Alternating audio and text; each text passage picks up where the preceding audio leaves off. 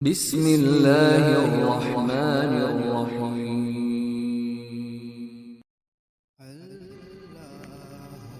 رسول اللہ صلی اللہ علیہ وآلہ وسلم کو یہ ارشاد فرماتے ہوئے سنا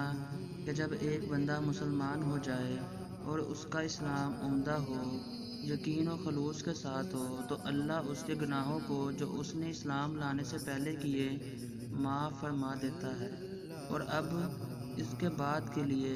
بدلہ شروع ہو جاتا ہے، یعنی ایک نیکی کے عوض 10 گناہ سے لے کر 700 گنا تک ثواب، اور ایک برائی کا اسی برائی کے مطابق بدلہ دیا جاتا ہے، مگر یہ کہ اللہ تعالیٰ اس برائی سے بھی درگزر کرے اور اسے بھی معاف فرما دے، یہ بھی اس کے لیے آسان ہے۔ صحیح بخاری حدیث نمبر 41۔